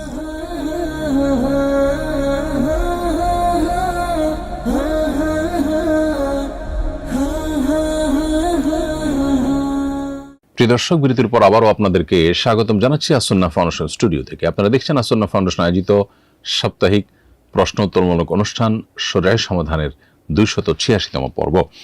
বিরতির আগে আমরা অনেকগুলো প্রশ্ন উত্তর দিয়েছি আলহামদুলিল্লাহ। এই পর্যায়ে আমি যে প্রশ্ন দেখতে পাচ্ছি সেটি হলো, সরকারি হসপিটালের একজন ডাক্তার মোবাইলে গেম খেলার ফাঁকে প্রেসক্রিপশন লিখছিলেন। বিষয়টি ভাইরাল হয়েছে। পেশাগত কাজের সময় এই ধরনের অমনোযোগিতা কি ধরনের অপরাধ? অমনোযোগিতার কারণে কেউ ভুল চিকিৎসার শিকার হলে এর দায়ভার কি ডাক্তারকে নিতে হবে কিনা? প্রিয় দর্শক, ইসলাম আমাদেরকে বান্দার হক বা অন্যের অধিকারের উপরে খুব বেশি সতর্ক থাকার নির্দেশনা দিয়েছে। এই জন্য মুসনাদ আহমদের একটি হাদিসে নবী সাল্লাল্লাহু আলাইহি ওয়াসাল্লাম বলেছেন, বান্দা যত কাজ করে সেগুলো 3 ভাগে বিভক্ত। এর মধ্যে যত অপরাধ করে সেগুলো 3 ভাগে বিভক্ত। এর ভিতরে এক ধরনের অপরাধ আছে যে অপরাধকে আল্লাহ তাআলা মার্জনা করবেন না, সেটি হলো বান্দার হক, কারোর অধিকার নষ্ট করেছেন, সে অপরাধ আল্লাহ তাআলা মাফ করবেন না। অতএব আমরা যখন কারোর কোনো প্রতিষ্ঠানে, সরকারি বেসরকারি যে কোনো প্রতিষ্ঠানে জব করব, তখন নির্দিষ্ট যে সময়ের বিনিময়ে যে পারিশ্রমিক নেওয়ার চুক্তি তার সাথে আমার হয়েছে, এই সময়টা আমরা তাকে দেব এবং সেখানে অন্য কাজ যদি করি তাহলে ওই সময়ের পারিশ্রমিক আমার জন্য নেওয়া হালাল হবে না। অতএব একান্ত যে মৌলিক কাজ আছে, ডিউটি চলাকালীন সময়, নামাজের সময় নামাজ পড়া একজন মুসলমান হিসাবে, তাছাড়া আমাদের যে একান্ত মৌলিক প্রয়োজন আছে, আমাদের ওয়াশরুম ইত্যাদিতে যাওয়া, পানাহার করা, সেটা ছাড়া অন্য যে সমস্ত কাজে, মোবাইল ইত্যাদিতে আমরা ডুবে থাকি, সোশ্যাল মিডিয়াতে অনেকে ডুবে থাকি, বা ব্যক্তিগত আলাপ সালাপ আড্ডা ইত্যাদি করে থাকি, এটা স্পষ্টত গুনাহের কাজ এবং ওই কোম্পানি মালিক বা সরকার যারই জব করছি তার নিয়োগকর্তার অধিকার লঙ্ঘন করা। আমি তার কাছ থেকে পারিশ্রমিক পুরাটা নিচ্ছি কিন্তু ডিউটি পুরা করছি না, আমি ফাঁকি দিচ্ছি, এটা স্পষ্টত গুনাহ। কোনো ইমানদার মানুষ, কোনো আল্লাহর ভয় ন্যূনতম অন্তরে লালন করে এরকম মানুষ এটি করতে পারেন না। আরেকজন ডাক্তার হিসাবে যখন কেউ প্রেসক্রিপশন লেখার সময় এরকম অমনোযোগী থাকেন, তখন সেটা একাধারে নিয়োগকর্তার অধিকার যেমন নষ্ট করছে, আবার রোগীর অধিকারকে আলাদা করে নষ্ট করছে। এবং রোগী যে ফি দিয়ে তার কাছ থেকে সেবা নিচ্ছেন, তিনি যদি চেম্বারে রোগী দেখেন তাহলে সেক্ষেত্রে তিনি রোগীর অধিকার নষ্ট করছেন, পাশাপাশি রোগীর জীবনকে হুমকির মধ্যে ফেলছেন, কারণ এরকম অমনোযোগিতার ফলে কোনো ভুল ভাল হয়ে যাওয়ার আশঙ্কা আছে এবং যথাযথভাবে দেখার যে কর্তব্য তার আছে সেটা তিনি পালন করছেন না। দুর্ভাগ্যজনকভাবে এটি আমাদের সমাজে হয়ে থাকে। শুধু ডাক্তার না, অন্যান্য শ্রেণী পেশা মানুষদের মধ্যে, এমনকি মাদ্রাসার শিক্ষক হয়েও অনেকে দেখা যাচ্ছে যে ক্লাসের সময় বা দায়িত্বের সময় তিনি মোবাইলে এবং সোশ্যাল মিডিয়াতে এঙ্গেজ থাকছেন। এই জিনিসগুলো কিন্তু স্পষ্টত গুনাহ এবং এগুলোকে গুনাহ আমরা অনেকে মনেই করি না। আমরা অনেক পাপাচারকে, অনেক অপরাধকে অপরাধ মনেই করি না, এটি তার মধ্যে অন্যতম। এবং বহু ভালো ভালো মানুষ আছেন যিনি নিয়মিত নামাজ কালাম পড়েন, হক হালালে চলাফেরা করার চেষ্টা করেন, তিনিও কিন্তু এই গুনাহে লিপ্ত। এই জন্য আমাদের মধ্যে মনোযোগ বাড়াতে হবে এবং সতর্ক হতে হবে। এবং এরকম অমনোযোগিতার কারণে যদি কেউ ভুল চিকিৎসার শিকার হন, তার দায়ভার ইসলামী শরিয়ার বিচারে এবং আমি মনে করি বাস্তবিক বিচারেও তার অর্থাৎ এই চিকিৎসকের উপরই এর দায়ভার বহন করে এবং তাকে দায়ভার নিতে বাধ্য করা উচিত। ডলার দিয়ে আমি ফরেক্স ট্রেডিং করি, আমাকে ডলার প্রদান করে ফরেক্স কোম্পানি, চুক্তি হয় যা লাভ হবে সেটার 5 ভাগ আমি পাবো, আর লস হলে তারা আমার অ্যাকাউন্ট সাসপেন্ড করে দিবে। কাজ হলো ডলার দিয়ে ইউরো প্রভৃতি কারেন্সি ক্রয় করা। এটা কি জায়েজ হবে? প্রিয় দর্শক, সাধারণত এক দেশের মুদ্রার সাথে অন্য দেশের মুদ্রার ক্রয় বিক্রয় বা বিনিময়, এটাকে ফরেক্স ট্রেডিং বলা হয়। ফরেক্স ট্রেডিংয়ের এই ব্যবসা জায়েজ হওয়ার জন্য কয়েকটি শর্ত রয়েছে। প্রথমত, এই লেনদেনটা বাস্তবিক লেনদেন হতে হবে, এটা কাগজে লেনদেন না, শুধু বাস্তবিক লেনদেন হতে হবে। দ্বিতীয়ত হলো, যে মুদ্রার ক্রয় বিক্রয় হবে সেই মুদ্রার মালিকানা যিনি বিক্রয় করবেন তার কাছে থাকতে হবে। তৃতীয়ত হলো, চুক্তি সম্পাদন যখন হবে সেই মজলিসে মুদ্রা এক পক্ষের যে কোনো একটা মুদ্রা যেটার বিক্রি হচ্ছে সেটা হস্তগত হতে হবে। এই শর্তগুলো যদি না থাকে তাহলে সেক্ষেত্রে এই জাতীয় আপনার মুদ্রার বিনিময় বা ফরেক্স ট্রেডিং, এক দেশের মুদ্রার সাথে অন্য দেশের মুদ্রার বিনিময়ের যেটা ব্যবসা ফরেক্স ট্রেডিং, সেটা জায়েজ হবে না যদি এই শর্তগুলো কোনোটি না থাকে। আজকাল যে ফরেক্স ট্রেডিং হয়ে থাকে সাধারণত এই শর্তগুলোর উপস্থিতি সেখানে থাকে না, ফলশ্রুতিতে সেটা কিন্তু জায়েজ হয় না। আর যদি এগুলো নিশ্চিত করা যায় তাহলে শুধু এটি জায়েজ হবে, অন্যথায় এটি জায়েজ হবে না। আল্লাহ রাব্বুল আলামিন আমাদেরকে আমাদের আর্থিক জীবনে, আমাদের সামগ্রিক জীবনে যে সমস্ত বিধিবিধান দিয়েছেন সেগুলো আমাদের কল্যাণার্থে দিয়েছেন বিধায় আল্লাহর সেই বিধানগুলোকে মেনে আমাদেরকে চলতে হবে। ফরেক্স ট্রেডিংয়ের ব্যবসা এ সমস্ত শর্ত পূরণ করে সাধারণত সচরাচর হয় না, বিধায় সাধারণত এটি জায়েজ হয় না। কেউ যদি এটা জায়েজ পদ্ধতি নিশ্চিত করে করতে পারেন তাহলে সেক্ষেত্রে শরিয়ার সেখানে আপত্তি থাকে না এবং সেটি তার জন্য হালাল হবে। এরপরে প্রশ্ন হলো, আমার ছেলে মেয়ে সকলেই সচ্ছল প্রতিষ্ঠিত, আমার স্ত্রীকে আমি একটি ফ্ল্যাট করে দিয়েছি, কিন্তু সন্তান স্ত্রী কেউই আমার খোঁজ খবর রাখে না, আমি একা থাকি, চাচ্ছি আমার সকল সম্পদ আল্লাহর রাস্তায় দান করে দিতে, এটা জায়েজ হবে কিনা? কোনো ব্যক্তি তার সকল সম্পদ আল্লাহর রাস্তায় দান করে দিতে চাইলে সেটি মৌলিকভাবে কোনো নাজায়েজ বিষয় নয়, কারণ শরীয়ত মানুষের সম্পদে তার পরিপূর্ণ অধিকারে বিশ্বাস করে। একজন মানুষ তার সম্পদে পুরোটুকু তিনি দান করবেন না কি করবেন এটা তার ব্যাপার, কিন্তু শরীয়তের পরামর্শ থাকে এক্ষেত্রে ওয়ারিসদের জন্য কিছু না কিছু সম্পদ রেখে যাওয়া। এই জন্য ওয়ারিসদের জন্য আপনি কিছু সম্পদ রেখে বাকিটা আপনি দান করে দিলেন, সেটা হবে সবচেয়ে উত্তম। আজকে যে ওয়ারিসরা আপনার খোঁজখবর রাখছেন, একসময় তাদের অনুশোচনা হয়তো হবে, কিন্তু আপনি এখন যদি তাদেরকে অনেক বেশি হার্ট করেন তাহলে সেক্ষেত্রে তাদের ফিরে আসার আশাটা কিন্তু বন্ধ হবে।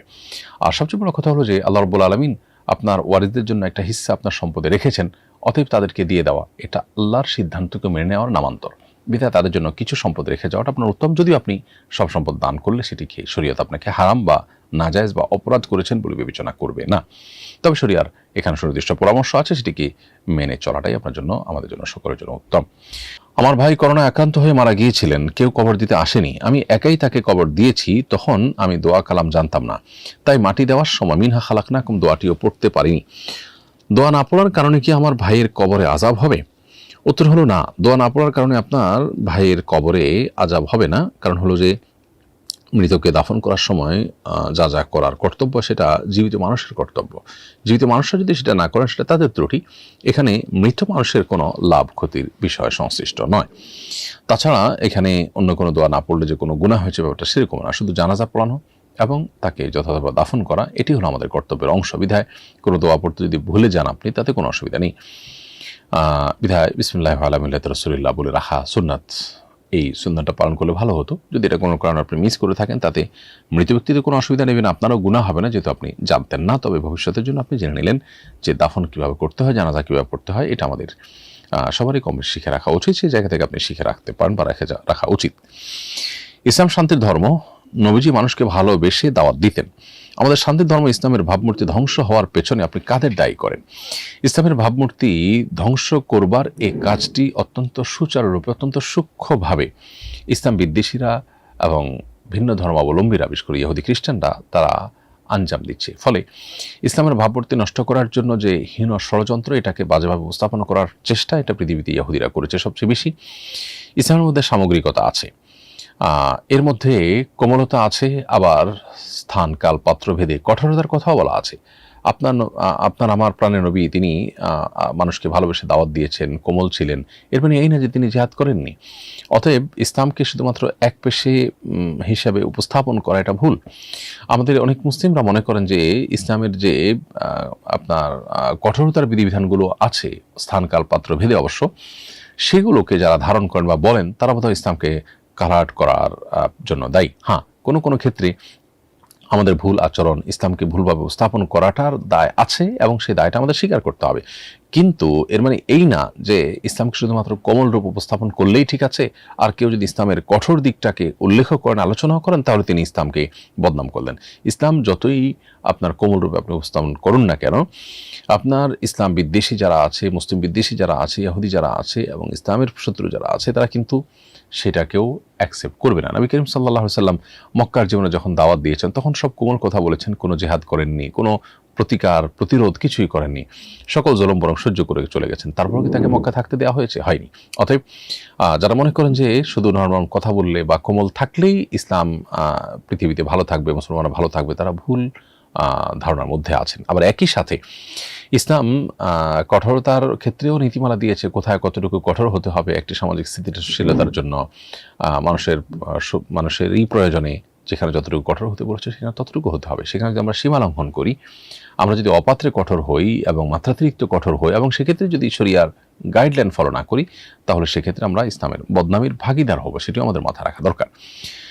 মাহফুজ আক্তার, আপনি আমাদের ইউটিউব চ্যানেলে প্রশ্ন করেছেন, আমার শাশুড়ি সুদী ব্যাংকে ডিপিএস করেছেন, সেই ডিপিএস এর বই আমাকে দিয়ে লেখান, এতে কি আমি গুনাহগার হব? প্রিয় দর্শক, সুদী ব্যাংকে ডিপিএস করলে তিনি অবশ্যই গুনাহের কাজ করেছেন। আর এই গুনাহের কাজে যিনি প্রত্যক্ষ সহযোগী হবেন, নবী সাল্লাল্লাহু আলাইহি ওয়াসাল্লাম বলেছেন, লাআনাল্লাহু আকিলার রিবা ওয়া মুকিলাহু ওয়া শাহিদাইহি ওয়া কাতিবাহু ওয়া শাহিদাইহি, সুদের যিনি লেখক হন, সাক্ষী হন, উভয়ের সবার প্রতি আল্লাহ তাআলা লানত বর্ষিত হয়। অতএব তিনি যে সুদের লেনদেন করছেন, এটা আপনি লিখে দিচ্ছেন, ওই বই পূরণ করে দিচ্ছেন, এটা এক ধরনের প্রত্যক্ষ সহযোগিতা। স্পষ্ট হাদিসে সুদের লেখকের উপর অভিসম্পাদ করা হয়েছে, সেজন্য আপনি এই গুনাহ থেকে বেঁচে থাকা আপনার কর্তব্য। সেক্ষেত্রে আপনার শাশুড়িকে আপনি বোঝাতে পারেন অপারগতার জায়গাটা, তারপর তিনি মনে কষ্ট পেলেও আপনার গুনাহ হবে না, কিন্তু আপনি বিনয়ের সাথে তাকে বোঝাবার চেষ্টা করলেন এবং তিনি অন্য কাউকে দিয়ে লেখাক, সে দায়ভার তার। এরপরে প্রশ্ন হলো, আমি যাকে সাদকা দিয়েছি সে যদি সেই সাদকার টাকা দিয়ে কিছু কিনে আমাকে আমার গিফট করে, তবে সেটা কি আমি খেতে পারবো? উত্তর হলো যে আপনি কাউকে সাদাকা দিয়েছেন, যাকাতের টাকা দিয়েছেন, এরপর তিনি সে টাকা গ্রহণ করে তার মতো করে কিছু কিনে বা কোনো কিছু তিনি এক্সচেঞ্জ করে যদি আপনাকে দেন, তাহলে সেটা আপনার জন্য গ্রহণ করা হারাম হবে না। নবী করিম সাল্লাল্লাহু আলাইহি সাল্লামের জীবনে এরকম একটা ঘটনা ঘটেছে যে একজন গরিব মানুষ, তিনি কিছু যাকাতের খাবার, কিছু সাদাকার খাবার হাদিয়া পেয়েছেন। নবী সাল্লাল্লাহু আলাইহি ওয়াসাল্লাম সাদাকার খাবার খেতেন না, তার পরিবারের জন্য আল্লাহ সেটা হারাম করেছেন। তো তিনি সেটি রান্না করছেন, সে খাবার রান্না যখন করছেন, নবী সাল্লাল্লাহু আলাইহি ওয়াসাল্লাম রসিকতা করে বললেন যে তুমি এই খাবার থেকে আমাকে দিবে না বা আমাদের সঙ্গে শেয়ার করবে না? তখন তিনি বললেন যে এটা তো সাদাকার খাবার, আপনি তো সাদাকা খান না। তখন নবীজি বলেছেন যে লাকি সাদাকাতুন ওয়া লানা হাদিয়াতুন, এটি তোমার জন্য সাদাকা হতে পারে, কিন্তু তুমি গ্রহণ করবার পর আমাকে যখন দিবে সেটা গিফট হবে। অতএব কোনো ব্যক্তি সাদাকা বা যাকাত গ্রহণ করবার পর সেটা দিয়ে কোনো কিছু কিনে সেটা যদি আবার ওই দানকারীকে তিনি দেন, তাহলে সেটা তার জন্য হালাল হবে গ্রহণ করা। আর যদি এটা পার্ট অফ প্ল্যান হয়, আগে থেকে পূর্ব পরিকল্পিত হয় যে ঘুরে ফিরে আমি নিয়ে নিব, এটা জাস্ট অভিনয় করলাম, তো সেটা তো গুনাহ হবে স্পষ্টত। এরপরে প্রশ্ন হলো, মা বাবাকে সন্তানের ইনকামের পুরোটা দিয়ে দেওয়া কি জরুরি? না, মা বাবাকে সন্তানের ইনকামের পুরোটা দিয়ে দেওয়া জরুরি না। সন্তান নিজের বেঁচে থাকার জন্য যতটুকু দরকার ততটুকু যেমন ধারণ করা, এটা তার অধিকার। ঠিক একইভাবে মা বাবা যদি অভাবগ্রস্ত হন, তাদের যদি নিড থাকে, তাহলে তাদের মানে সুস্থ স্বাভাবিকভাবে বেঁচে থাকার জন্য যে মৌলিক প্রয়োজন আছে ভরণ পোষণ, সেটি দেওয়াও সন্তানের কর্তব্য। কোনো সন্তান যদি না দেয়, তাহলে যে সন্তান সামর্থ্যবান আছেন তার উপরে কর্তব্য।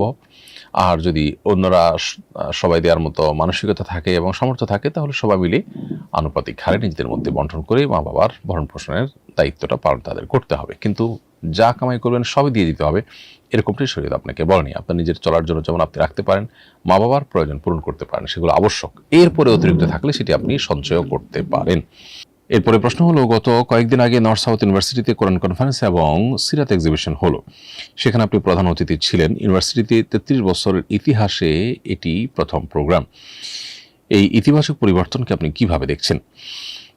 ধন্যবাদ প্রিয় দর্শক, আপনি ইতিবাচক পরিবর্তনটাকে তুলে এনেছেন। আমি ভিন্ন একটা জিনিস এখানে দেখছি, সেটা হলো যে 33 বছরে একটি প্রতিষ্ঠানে এ ধরনের কোনো প্রোগ্রাম হয়নি। কেন হয়নি? এটি কোটি টাকা মূল্যের প্রশ্ন। আমরা জানি যে আমাদের পার্শ্ববর্তী দেশ ভারতে কোনো রাষ্ট্রপ্রধান আসলে অনেক সময় দেখা যায় সে দেশের প্রধানমন্ত্রী বা সরকার প্রধান তাদের ধর্মগ্রন্থ সেই রাষ্ট্রপ্রধান যারা বিভিন্ন দেশ থেকে আসেন তাদেরকে অনেক সময় দিয়ে থাকেন। রাশিয়ার প্রেসিডেন্টকে ভারতের প্রধানমন্ত্রী তাদের ধর্মগ্রন্থ উপহার দিয়েছেন। এরকম আরও অনেক ঘটনা ঘটে আমরা জানি। কিন্তু আমাদের দেশে অন্যদেরকে নিজেদের ধর্মগ্রন্থ রাষ্ট্রীয় উদ্যোগে দেওয়া তো অনেক পরের কথা। মুসলিম অধ্যুষিত দেশে মুসলমানরা তাদের শিক্ষা প্রতিষ্ঠানে ধর্মচর্চা করবে, ধর্মীয় আলোচনা করবে, এটা খুবই স্বাভাবিক একটি বিষয়। সেই জিনিসটিকে অস্বাভাবিক বিষয়ে পরিণত করা হয়েছে। কেউ বলতে পারে শিক্ষা প্রতিষ্ঠানে শিক্ষা হবে, এগুলো কেন হবে? তো শিক্ষা প্রতিষ্ঠানে গান বাজনা কেন হয়? গান বাজনা যদি মানুষের জীবনের অংশ হয় তাহলে ধর্মচর্চা, ধর্মীয় আলোচনা এদেশের মানুষের সবচেয়ে বড় এবং সবচেয়ে প্রতিষ্ঠিত বাস্তবতা। গ্রামে শহরে সব জায়গায় দেশে মানুষ ধর্মচর্চা যেমন করে সিরিয়াসলি, মানুষ যেভাবে ধর্ম সম্পর্কে জানতে চায়, ধর্মীয় আলোচনা করে, আলোচনা অনুষ্ঠানের আয়োজন করে, সেভাবে তথাকথিত সাংস্কৃতিক অনুষ্ঠান মানুষ অন্তত করে না। নিয়মিত 5 ওয়াক্ত নামাজ পড়ার জন্য মানুষ যে কসরত করে, মানুষ তথাকথিত গানের অনুষ্ঠানের জন্য কি সে কসরত করে? তাহলে জনগণ যে কাজটি করে নিয়মতান্ত্রিকভাবে তাদের দৈনন্দিন জীবনে যেটি হয়ে থাকে, শিক্ষা প্রতিষ্ঠান যখন বাংলাদেশে ভূখণ্ডে হবে তখন সেটা কি মানুষের এই জীবনযাত্রার বাইরের কোনো জগতের? সেই প্রতিষ্ঠানে কেন মানুষের দিন চর্চা বাধাগ্রস্ত হবে? আমরা দেখি যে বিশ্ববিদ্যালয়গুলোতে অনেক সময় ইসলাম পালন করা শিক্ষক শিক্ষার্থী তাদের জন্য কঠিন হয়ে যায়, অথচ এটা তাদের সাংবিধানিক অধিকার। আপনি দেশের চৌহদ্দিতে বসবাস করতে হলে, দেশের চৌহদ্দিতে কোনো কিছু করতে হলে, দেশের সংবিধান যখন নাগরিককে কোনো অধিকার দিয়েছে সে অধিকার আপনি কোনো প্রকার বাধা সৃষ্টি করতে পারেন না। কিন্তু কোনোভাবেই আমরা দেখেছি নানান ছলছাতুরি দিয়ে মানুষকে ধর্ম পালন করতে, বিশেষ করে মুসলমানদেরকে ইসলামিক আইডেন্টিটি নিয়ে চলতে অসুবিধা তৈরি করা হয়। মেয়েরা হিজাব নেকাব পরে চলতে ইতস্তত বোধ করতে হয়, দাড়ি নিয়ে টুপি নিয়ে চললে তাদেরকে নানাভাবে হেনস্থার শিকার হতে হয়। এই বৈষম্য এবং এই জুলুমের অবসান আজ হোক কাল হতেই হবে। আমি মনে করি নর্থ সাউথ ইউনিভার্সিটিতে যে প্রোগ্রাম হয়েছে, এর আগে বিভিন্ন ইউনিভার্সিটিতে যে প্রোগ্রাম হয়েছে, এটি সেই পরিবর্তনের আভাস। নতুন বাংলাদেশে আপনি এদেশের মূলধারার, এদেশের প্রায় সব মানুষের যে ধর্মীয় মূল্যবোধের প্রতি শ্রদ্ধাবোধ, সেটিকে আপনি ইগনোর করে সেটিকে বরং আপনি আসামের কাঠগড়ায় দাঁড় করিয়ে রাখবেন। আপনি পশ্চিমা বিশ্ব থেকে জ্ঞান বিজ্ঞান তথ্য প্রযুক্তি এগুলো আমদানি করবেন, ভালো কথা, কিন্তু তার পাশাপাশি তাদের যে সমস্ত কৃষ্টি কালচার আছে যেগুলো আমাদের এই সমাজের জন্য উপযোগী নয়, যেগুলো দেশে মানুষ ধারণ করে না, সেগুলো আপনি আরোপ করবেন, এটা কোনো অবস্থাতে গ্রহণযোগ্য হতে পারে না। বিধায় এই পরিবর্তনটা হওয়ারই ছিল। একটি মুসলিম অধ্যুষিত দেশে ধর্মচর্চা হবে, ধর্মীয় অনুষ্ঠান হবে, এটা খুবই স্বাভাবিক একটি বিষয়, কিন্তু সেটাকে আমরা অস্বাভাবিক বিষয়ে পরিণত করে ফেলেছি। আমি জানি পৃথিবীর উন্নত অনেক বিশ্ববিদ্যালয় আছে, পৃথিবীর 1, 2, 3, 4 সিরিয়ালে থাকা অনেক ইউনিভার্সিটি আছে যেগুলো বিভিন্ন চার্চ থেকে পরিচালিত হয়, সেগুলোর অভিভাবকদের প্রোগ্রামগুলো চার্চে হয়ে থাকে, খ্রিস্টানদের গির্জায় হয়ে থাকে, সেগুলোকে নিয়ে কেউ প্রশ্ন তোলে না। কিন্তু আমাদের দেশে এ ধরনের প্রোগ্রাম তো অনেক পরের কথা। ইউনিভার্সিটির মধ্যে পর্যন্ত কোনো ধর্মচর্চা, এটিকে এক ধরনের আপনার অচ্যুত বা এটাকে এক ধরনের খারাপ বিষয় হিসাবে এস্টাবলিশ করে রাখা হয়েছে। ইসলামী কৃষ্টি কালচারের প্রতি এই মানসিকতা আমাদের দূর করতে হবে এবং বিশ্ববিদ্যালয়গুলোতে যে ইসলামোফোবিয়া আছে সেটির বিরুদ্ধে আমাদেরকে লড়াই করতে হবে। স্টুডেন্টদেরকে এখানে নেতৃত্ব দিতে হবে, শিক্ষকদেরকে তাদেরকে নেতৃত্ব দিতে হবে, চাকরির ভয় না করে প্রত্যেকটা মানুষকে এখানে তার ন্যায্য অধিকার প্রতিষ্ঠা করার জন্য কাজ করতে হবে। কিছু মানুষের প্রচেষ্টার ফলে একটা সমাজে যে দীর্ঘদিন থেকে চলে আসা অনাচার আছে সেটির পথ বন্ধ হবে এবং নতুন পথ উন্মোচিত হবে ইনশাআল্লাহ। আমি মনে করি নর্থ সাউথ ইউনিভার্সিটিতে যেটি হয়েছে এটি খুবই স্বাভাবিক একটি বিষয়, এটি আরও আগে থেকে হওয়া উচিত ছিল, কিন্তু যেটুকু হয়েছে সেটুকুর জন্য কর্তৃপক্ষ অবশ্যই ধন্যবাদ পেতে পারেন। কিন্তু সেখানে যে অনাকাঙ্ক্ষিত কোরআন অবমাননার ঘটনা ঘটেছে তার ফলশ্রুতিতেই হয়তো এই ঘটনাটা ঘটেছে। তো আমি আশা করব যে এটি অব্যাহত থাকবে এবং সেখানে যারা ধর্ম পালন করতে চান তারা বুক ফুলিয়ে মাথা উঁচু করে তাদের এই সাংবিধানিক অধিকার যেন তারা প্রতিষ্ঠিত করতে পারেন, এটি যেন তারা ভোগ করতে পারেন, সেটি কর্তৃপক্ষ নিশ্চিত করবে, শুধু নর্থ সাউথে নয়, অন্য ইউনিভার্সিটিগুলোতেও। তা না হলে আমাদের স্টুডেন্ট এবং শিক্ষার্থী যারা কোণঠাসা হচ্ছেন, যারা জুলুমের শিকার হচ্ছেন, যারা বৈষম্যের শিকার হচ্ছেন, তাদেরকে কিন্তু এই অন্যায়ের বিরুদ্ধে দাঁড়াতে হবে। সমাজটাকে অনাচার থেকে মুক্ত করবার জন্য কাউকে না কাউকে তো দাঁড়াতেই হয়। তরুণ প্রজন্ম আজ দাঁড়িয়েছে, তারা জেগেছে। আমার ধারণা যে আমরা সবাই সেই বিষয়টাকে বোঝার চেষ্টা করব এবং তাতেই আমাদের কল্যাণ নিহিত থাকবে। এরপরে প্রশ্ন হলো, অনেকে ধান বিক্রি করে এই শর্তে যে পরবর্তীতে টাকা নেবে, যখন টাকা নেওয়া হবে তখনকার দাম নেওয়া হবে, এই ক্রয় বিক্রয় করা জায়েজ হবে কিনা? উত্তর হলো না, এভাবে ক্রয় বিক্রয় করা জায়েজ নয়, বরং ক্রয় বিক্রয়ের সময় মূল্য নির্ধারণ করতে হবে এবং পরবর্তীতে নির্ধারিত, আগে যে মূল্য নির্ধারণ করা হলো পরবর্তীতে সেই নির্ধারিত মূল্যই নিতে পারবে। মূল্যকে এভাবে ঝুলিয়ে রেখে ক্রয় বিক্রয় করা জায়েজ হবে না। যেটা অজানা থাকবে, অস্পষ্ট থাকবে, সেভাবে কেনাবেচা করা ইসলামের শরীয়তের দৃষ্টিকোণ থেকে জায়েজ নয়। এরপরে প্রশ্ন হলো, বাচ্চা জন্মের পূর্বে আকিকা করলে কি আকিকা আদায় হবে? উত্তর হলো না, জন্মের আগে আকিকা হয় না, জন্মের পরে আকিকা দিতে হবে। বাচ্চা জন্মের 7ম দিনে কিংবা 14তম দিনে কিংবা 21তম দিনে আকিকা দেওয়া উত্তম, এবং এই দিনগুলোতে যদি কোনো কারণে দেওয়া না যায় তাহলে তার আগে পরে দেওয়া যেতে পারে, কিন্তু বাচ্চার জন্মের আগে কোনোভাবেই আকিকা দেওয়ার বিধান প্রযোজ্য হবে না।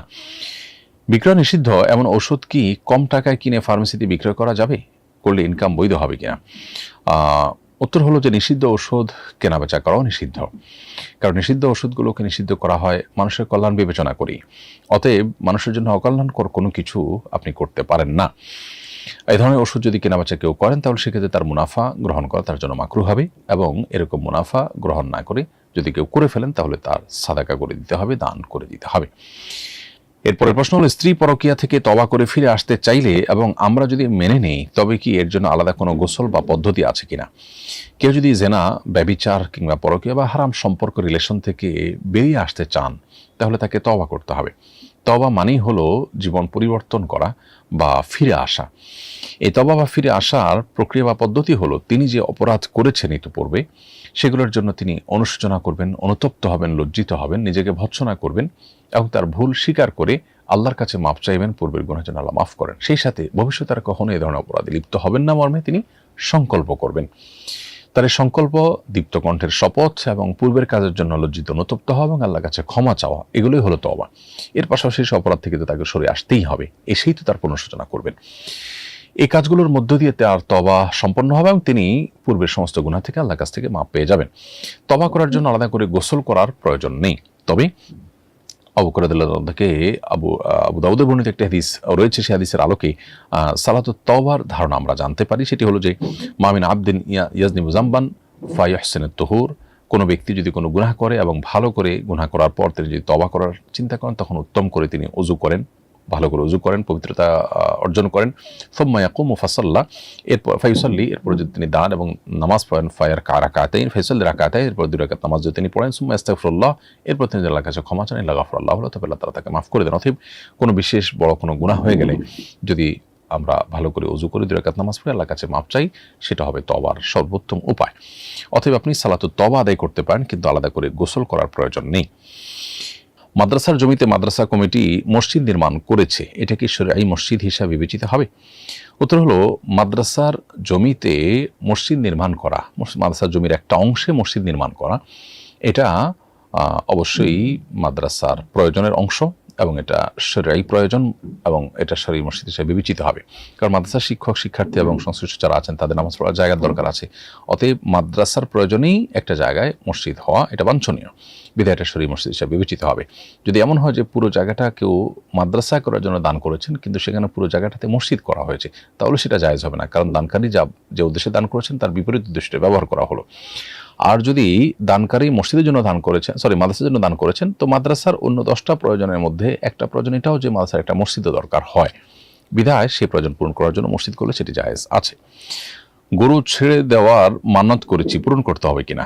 গরু ছেড়ে দেওয়ার মান্নত করা জাহিলি যুগের মানুষের মান্নত এবং এটা কোরআন অগ্রাহ্য করেছে, কোরআন এটাকে ভুল মানত হিসেবে আখ্যায়িত করেছে, বিধায় এই মানত আপনার বিশুদ্ধই হয়নি, ফলে এই মানত পূরণ করতে হবে না, বরং এই মানত পূরণ না করাটা আপনার কর্তব্য। কেউ যদি মাসবুক হয় আর সে যদি ইমামের সাথে 2 দিকে সালাম ফিরিয়ে ফেলে তাহলে কি তার নতুন করে শুরু থেকে নামাজ পড়তে হবে কিনা? উত্তর হলো না, নতুন করে নামাজ তাকে পড়তে হবে না, বরং দাঁড়িয়ে বাকি নামাজ আদায় করতে হবে। অবশ্যই ইমামের পরে যদি সালাম ফিরায় থাকেন তাহলে সেক্ষেত্রে সেজদা সাহু তাকে করতে হবে। ইমামের পরে যদি সালাম ফিরান তাহলে সেজদা সাহু করলে তার নামাজটা বিশুদ্ধ হয়ে যাবে, নতুন করে তাকে বা শুরু থেকে তাকে নামাজ পড়তে হবে না। আর যদি ইমামের সাথে সাথে সালাম ফিরান পরে না ফিরিয়ে, তাহলে সেক্ষেত্রে সেজদা সাহু না দিলেও চলবে। ইমামের পরপর সালাম ফিরিয়েছেন তাহলে সেক্ষেত্রে তিনি সেজদা সাহু দিলে নামাজ বিশুদ্ধ হয়ে যাবে। আমার হিন্দু ক্লাসমেটের মা মারা গেছে, আমি কি তাকে সমবেদনা জানাতে পারবো? উত্তর হলো, আপনার হিন্দু ক্লাসমেটের যে মা মারা গেলেন তার মৃত্যুতে আপনি অবশ্যই সমবেদনা জানাতে পারেন এবং এটা তাদের প্রতি যে সদাচরণ, প্রতিবেশীর প্রতি অন্য ধর্মাবলম্বী হলেও তাদের প্রতি যে সদাচরণ করবার নির্দেশনা ইসলামে রয়েছে সেটি তার অন্তর্ভুক্ত হবে। এরপরে প্রশ্ন হলো কবর জিয়ারতের সময় কোন কোন দোয়া ও কোন কোন সূরা পাঠ করতে হয়? উত্তর হলো কবর জিয়ারতের সময় মূলত মৃত ব্যক্তিকে সালাম নিবেদন করবেন। সালামুন আলাইকুম দারা কওমিন মুমিনিন ওয়া ইন্না ইনশাআল্লাহু বিকুম লাহিকুন নাসআলুল্লাহ লানা ওয়া লাকুমুল আফিয়া, অথবা আসসালামু আলাইকুম আহলাদ দিয়ার মিনাল মুমিনিন ওয়াল মুসলিমিন ওয়া ইন্না ইনশাআল্লাহু বিকুম লাহিকুন। এরকম দোয়া আপনি করতে পারেন যেগুলো হাদিসে বর্ণিত আছে। এর বাইরে আসসালামু আলাইকুম ইয়া আহলাল কুবুর মিনাল মুসলিমিন ওয়াল মুসলিমাত ওয়াল মুমিনিন ওয়াল মুমিনাত, এরকম দোয়া হাদিসে আছে। এবং কবর জিয়ারতের বেশ কয়েকটা দোয়া হাদিসে বর্ণিত আছে এবং কোনোটা ছোট কোনোটা বড়, এর যে কোনোটা পড়লে আদায় হয়ে যাবে। এর বাইরে কবর জিয়ারত করতে গেলে বিশেষ কোনো সূরা বিশেষ সংখ্যক বার পড়ার কোনো নির্দেশনা আলাদা করে কোরআন অথবা হাদিসে কোথাও বর্ণিত হয়নি। আপনি যদি কোরআন কারীমের কোনো সূরা তেলাওয়াত করেন এবং মৃত ব্যক্তির রুহের জন্য এই সালাতের সওয়াব এই তেলাওয়াতের সওয়াব আপনি পৌঁছাতে চান বা তার আমলনামায় এটি যুক্ত করতে চান, তারা নিয়ত করলেন যে আল্লাহর সওয়াবটা আমি তাকে দিতে চাই, বিশুদ্ধ মত অনুযায়ী ওলামা কেরামের অনেকের মতোই এটি জায়েজ হবে এবং এটি তিনি সওয়াব পাবেন। এর বাইরে কবরে দাঁড়িয়ে বিশেষ কোনো সূরা আল হাকুমুত তাকাসুর, সূরা ফাতিহা, সূরা ইখলাস, এতবার অমুকটা এরকম পাঠ করার কোনো বিশেষ নির্দেশনা ইসলামে নেই। কবর জিয়ারতের ক্ষেত্রে শুধু সালাম পেশ করা এবং কোনো কোনো রাওয়ায়াতের আলোকে কিবলামুখী হয়ে হাত তুলে দোয়া করা যেতে পারে মুর্দার জন্য। এর বাইরে কোনো সূরা আলাদা করে পাঠ করা অপরিহার্য নয়। যদি পাঠ করেন করে তার জন্য সওয়াব রেসানি করেন বা তাকে সওয়াব দেওয়ার উদ্দেশ্যে পাঠ করেন যে সওয়াবটা আমি তাকে দিতে চাই আমি না, তো সেক্ষেত্রে সেটা আপনি করতে পারেন। সেটির সাথে কবর জিয়ারতের কোনো সম্পর্ক নেই, সেটা দূর থেকেও করতে পারেন, কাছে গেলেও করতে পারেন, কিন্তু কবর জিয়ারতের সাথে সম্পর্ক হলো শুধুমাত্র সালাম পেশ করা। জিয়ারত মানে হলো ভিজিট, অতএব ভিজিটটা হবে যখন আপনি সালাম নিবেদন করবেন তখন। ধূমপানরত ব্যক্তিকে সালাম দেওয়া যাবে কিনা? উত্তর হলো না, ধূমপানরত ব্যক্তিকে সালাম দেওয়া উচিত হবে না। এরপরে প্রশ্ন হলো আমি এক স্কুলে 7 লাখ টাকা চুরি করেছি, ওই টাকা দেওয়ার সামর্থ্য আমার আপাতত নেই। আমি চাচ্ছি স্কুল কর্তৃপক্ষকে বলবো আপনাদের প্রতিষ্ঠানে আমি বিনা বেতনে 2 মাস চাকরি করব, আর আমার থেকে আপনাদের কোনো পাওনা থাকলে তা মাফ করে দিবেন, এভাবে কি চুক্তি করা যাবে? উত্তর হলো না, এভাবে চুক্তি করলে আপনি মাফ পাবেন না, বরং যখনই সামর্থ্য হবে আপনাকে তখনই ফেরত দিতে হবে এবং এখন থেকে আপনি কিছু কিছু করে ফেরত দেওয়ার চেষ্টা আপনাকে করতে হবে। জীবদ্দশা সম্ভব না হলে আপনি ওয়ারিসদেরকে ওসিয়ত করে যাবেন তারা যেন এটা দেওয়ার ব্যবস্থা গ্রহণ করেন। আপনি শুধুমাত্র আপনার মৌলিকভাবে বা সংক্ষিপ্তভাবে এজমালিভাবে তাদেরকে বললেন যে যত আপনাদের হক নষ্ট করেছে আপনার মাফ করে দিন, তারা না জেনে মাফ করে দিলেন আর তাতে আপনি মাফ পেয়ে যাবেন, ব্যাপারটা এত সহজ না।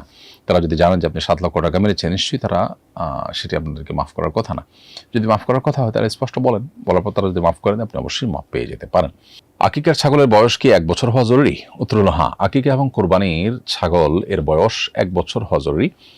1 বছর হলে তখন কোরবানি করা যায় এবং 1 বছরের ছাগল হলে তখন আকিকাও করা যায়। আর 1 বছরের নিচে হলে আকিকা এবং কোরবানি কোনোটি বিশুদ্ধ হবে না, এমনিতে জবাই করে খাওয়া যাবে।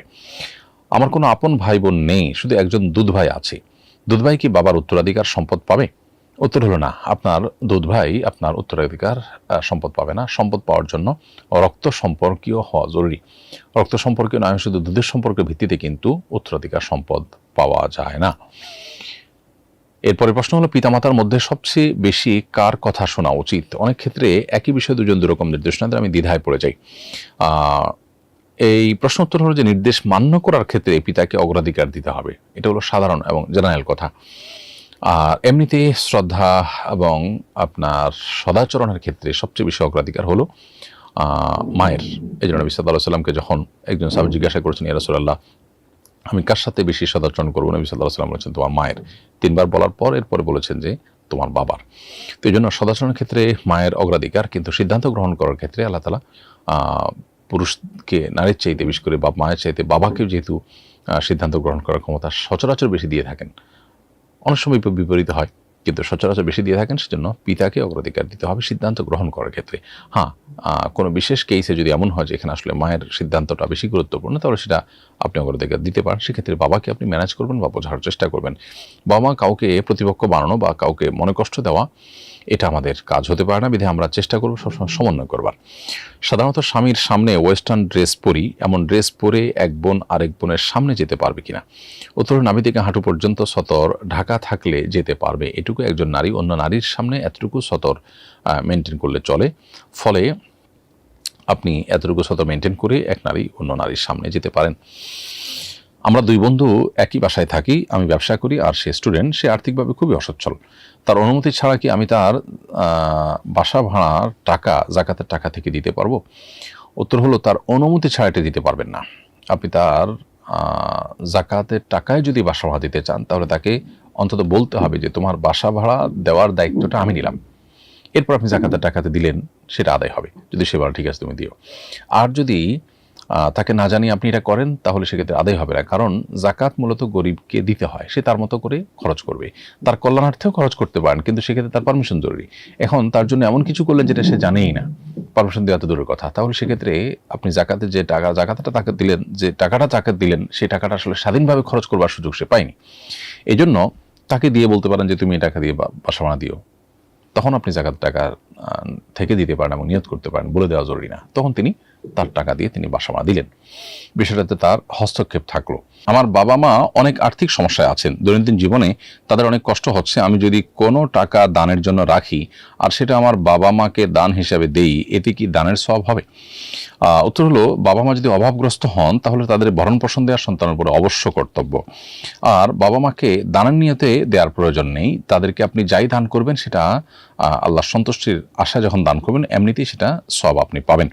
আর ভরণ পোষণ হিসেবে যদি দেন, যেটা আবশ্যিক, সেটাও যদি দেন তাতেও আপনি সওয়াব পাবেন ইনশাআল্লাহ। অতএব বাবা মাকে তাদের মৌলিক প্রয়োজন পূরণের জন্য যদি দেন সেটাও সওয়াব পাবেন, আর যদি আপনি তাদেরকে অতিরিক্ত হিসাবে দেন সেটারও আপনি সওয়াব পাবেন। আলাদা অন্য 10 জনের মতো দানের সওয়াব পাওয়ার আশায় দান করা আবশ্যক নয়, জাস্ট আল্লাহর কাছে বিনিময় লাভ করবেন সে আশা করে দান করলেই আপনি সওয়াব পাবেন, বা যে কিছু দিবেন তার সওয়াব পাবেন।